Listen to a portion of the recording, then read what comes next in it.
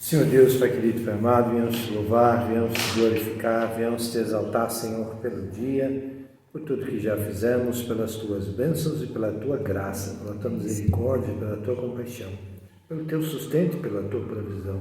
Mas venho lhe pedir em nome de Jesus que tu possas continuar nos abençoando, nos dando, Senhor, a tua bênção e a tua graça nesse período que estaremos juntos, reunidos, falando da tua bênção, falando do teu nome e falando da tua palavra, Senhor. Seja conosco e nos dê um restante de dia abençoado. É o que eu te peço e que eu te agradeço em nome de Jesus. Amém, meu Pai. Amém. Bom, de volta das férias aí, né? Trabalhei nessas férias. Olha lá. Trabalhou? Eu também. Nossa, a minha amiga lá embaixo escolheu açafrão, não sei nem, e o tal do coloral. Gente do céu! Ontem eu até cortei minhas unhas, tão amarela que ficou. Nossa, misericórdia, eu trabalhei. Bom, hoje nós vamos estar falando de um texto que é super conhecido de todos nós.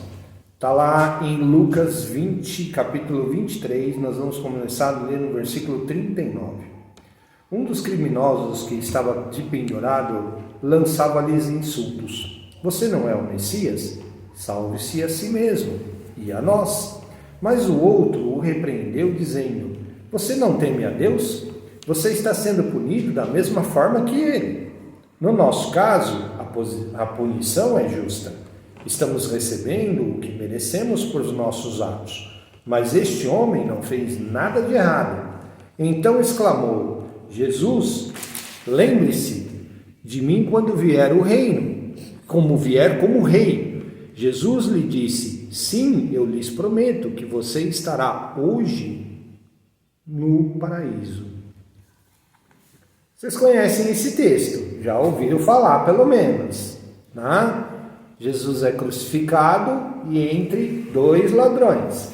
E aí um deles começa a debochar, na verdade, né, de Jesus, dizendo: olha, você não é o Messias? Você não é o Todo-Poderoso? Então, salve-se a si mesmo e salva a gente também. Ele estava falando isso porque ele escutou os sumos sacerdotes passarem debaixo da cruz e zombarem de Jesus, falando essas mesmas palavras. Então, assim, o que eu gostaria de estar comentando com as irmãs hoje é que muitas vezes as pessoas querem as bênçãos de Deus, mas não querem o Deus da bênção.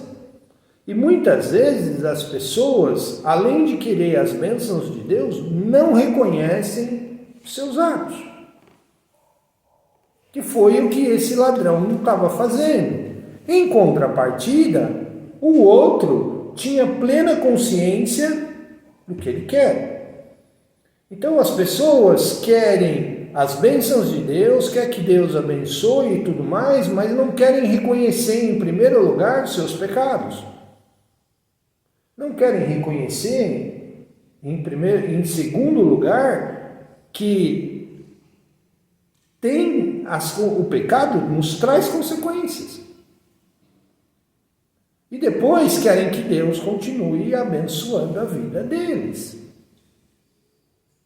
Isso daí é querer as bênçãos de Deus, mas não querer o Deus da bênção. Porque vida com Deus exige compromisso.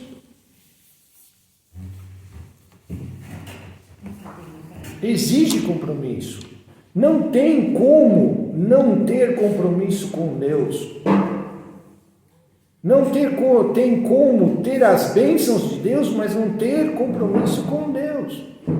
Lembra que nós viemos desde o começo do ano, viemos insistindo nessa tecla, viemos batendo nessa tecla. Deus formou o homem à sua imagem e semelhança para ter compromisso com Ele, ter relacionamento com Ele.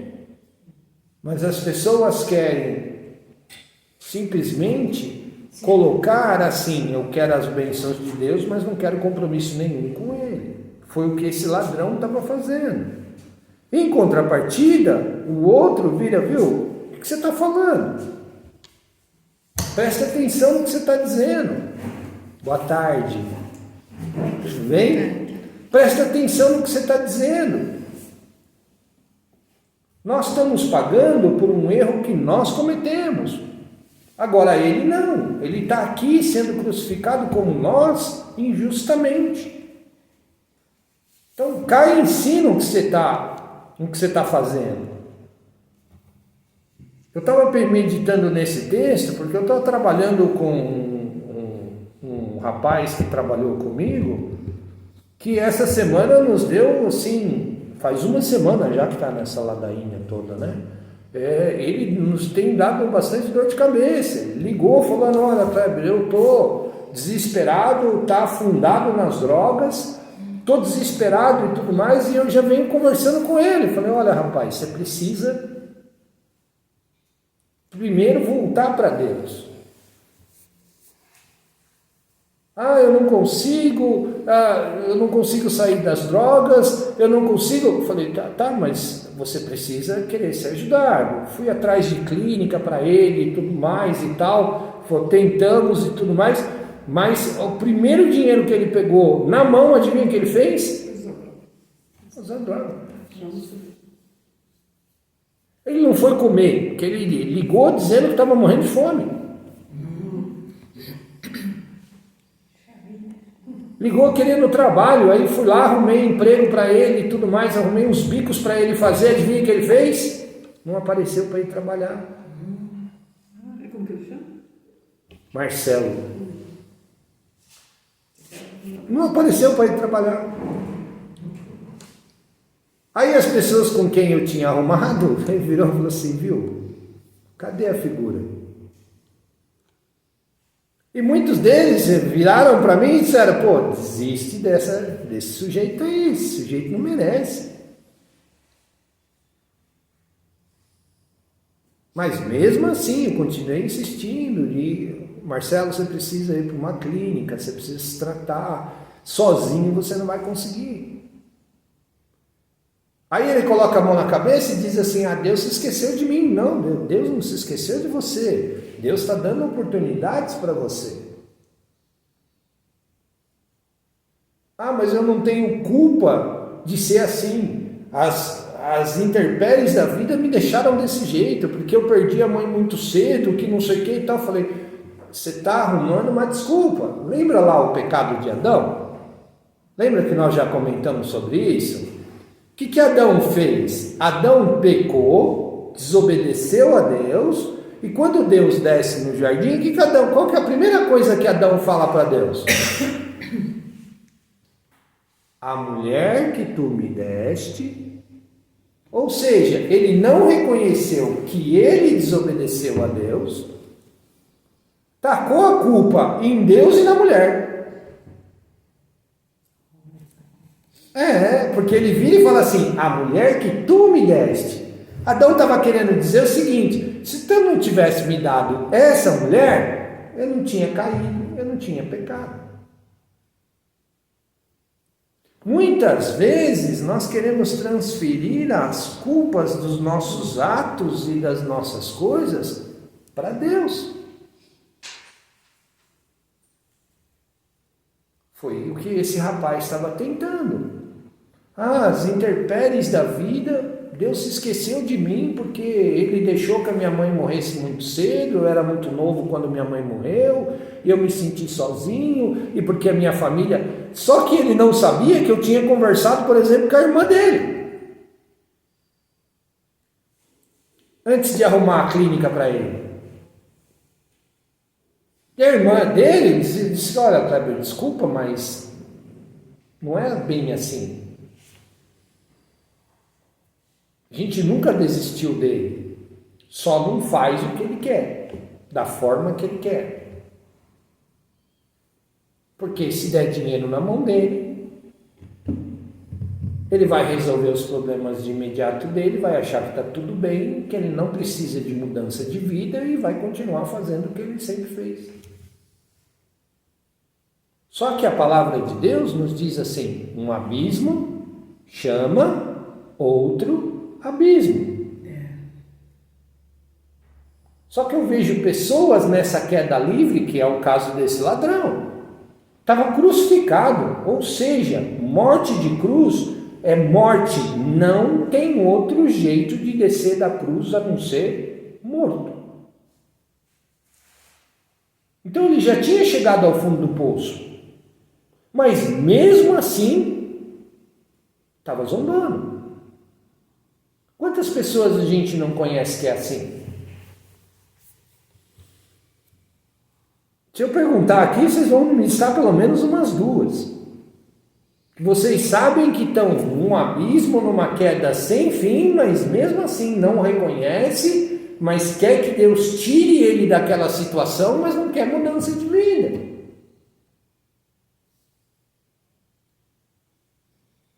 Não quer. E boa parte disso é porque hoje é pregado um evangelho vazio. Hoje muitas igrejas, as igrejas que a gente aprendeu, a igreja rodoviária, vocês conhecem essa expressão, igreja rodoviária? Não? Sabe o que é a igreja rodoviária? É aquela que vive lotada, mas as pessoas sempre estão de passagem. Elas passam por lá, pegam o ônibus que querem e desaparecem, não volta. Ou quando volta, também volta de passagem. Isso é uma igreja rodoviária. Porque tem um evangelho vazio. Um evangelho onde as pessoas não param, não têm comunhão umas com as outras, não geram relacionamentos. E por isso geram crentes vazios, que não têm tempo de se alimentar da palavra. Aí você olha para a igreja, é aquela coisa linda, bonita, cheia. Igreja grande. Não, legal, igreja grande, mas e o conteúdo? Essas pessoas não têm raiz. Lembra a parábola da semeadura? Cresce na pedra, não criam raízes. Aí o primeiro sol que vem, queima, morreu a planta. Então, esse ladrão, esse primeiro ladrão, é bem o exemplo disso. Eu quero que Deus me tire dessa situação, mas eu não quero compromisso nenhum. Eu quero benefício só. Em contrapartida, o outro não usou desculpas.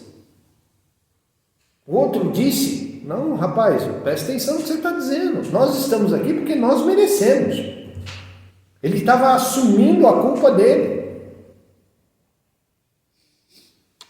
Ele falou: isso que eu estou passando é porque eu procurei estar aqui. Eu mereci estar aqui. Ele não estava arrumando desculpas. Ele estava reconhecendo os seus erros. Ele não fez que nem Adão. Ele não fez que nem Adão, tentou tapar. Ele não tacou a culpa em Deus. Como esse primeiro. Se tu realmente é o Cristo, nos tira daqui. Salva a si mesmo e salva nós também. Fala, eu quero descer da cruz para continuar sendo aquilo que eu sempre fui. Ladrão, assassino. Mas não quero mudar de vida. Enquanto o outro reconhece o erro dele e diz: olha, eu estou aqui porque eu mereço estar aqui. Eu errei. E aí ele clama para Jesus, lá no versículo 42, então exclamou: Jesus, lembre-se de mim quando vier como rei. Ele não quer algo imediato, ele não quer algo que ele diz: olha, me tira aqui da cruz, que eu vou continuar sendo o mesmo. Não, ele falou: eu vou morrer aqui. Ele tinha plena ciência disso. E ele tinha plena ciência de quem era Jesus. Embora imagine que ele só tenha tido um encontro pessoal com Jesus naquela situação, naquele momento. Mas já devia ter com certeza ouvido falar de Jesus e o que Jesus tinha feito. E aí ele vira e fala assim: quando vier como rei, ou seja, quando tu vieres como rei, eu sei que nós vamos morrer aqui, mas quando tu vier como rei, quando tu vieres para reinar, lembra-te de mim. E a resposta de Jesus é imediata, versículo 43. E Jesus lhe disse: sim, eu prometo que você estará hoje comigo no paraíso. A palavra paraíso, no hebraico, na verdade, significa Gan Eden, jardim dos prazeres. Ele falou: não, você não vai precisar esperar eu vir para reinar nessa terra, não. Hoje você vai estar comigo no paraíso. Hoje. É hoje. Não vai ser para futuramente, não. Vocês perceberam a diferença de atitudes? Quando existe essa diferença de atitudes, a resposta de Deus é imediata. Quando nós reconhecemos os nossos erros, quando nós pedimos perdão a Deus, o perdão é imediato.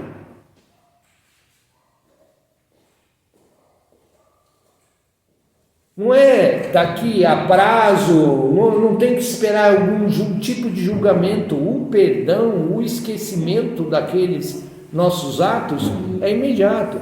Então, qual que é melhor? Eu ficar usando desculpas ou simplesmente reconhecer os meus erros diante de Deus? Qual que vocês acham?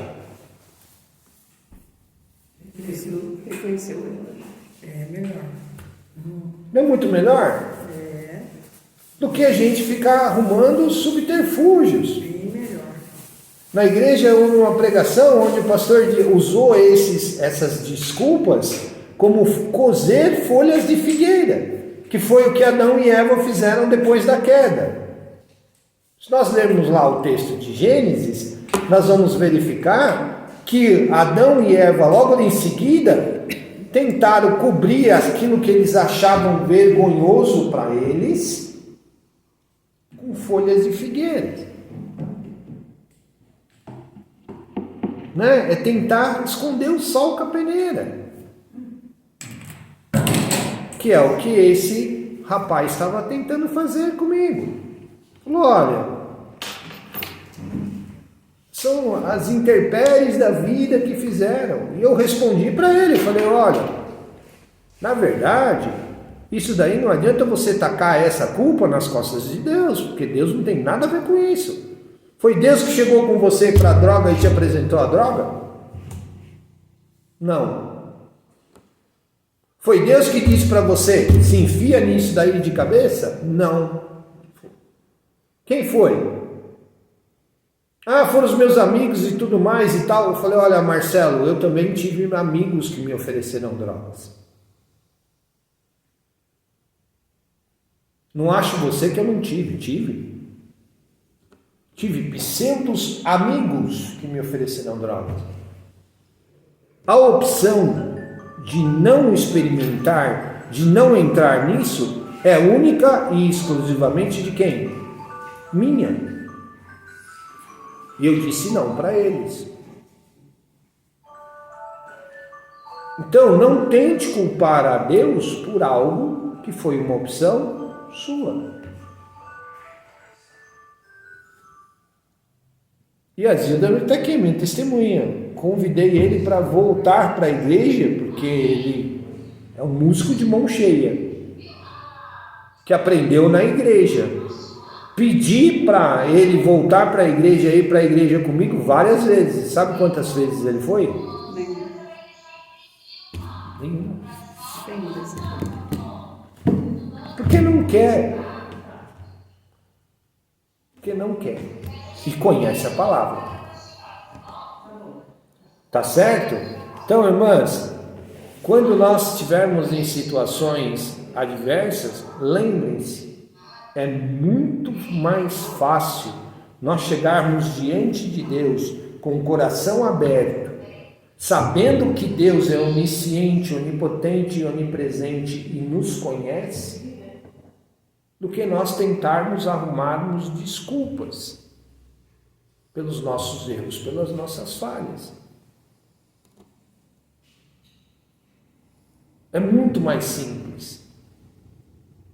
E o perdão de Deus vem de imediato. E o interessante é que Deus nunca nos deixa do mesmo jeito que nós estávamos. Jesus não livrou esse ladrão da cruz. Jesus não simplesmente deu ordem aos anjos, vai lá e tira esse rapaz aí da cruz, porque ele reconheceu os seus pecados. Não, o rapaz morreu. Se nós continuarmos o texto aí, nós vamos perceber que Jesus vai primeiro e depois eles têm as pernas, esses dois rapazes têm as pernas quebradas, para que o sangue descesse e não subisse de volta, não continuasse circulando, e eles morreram. Porque eles estavam amarrados, não igual a Jesus. Isso. Aí o que acontece? Nessa conversa,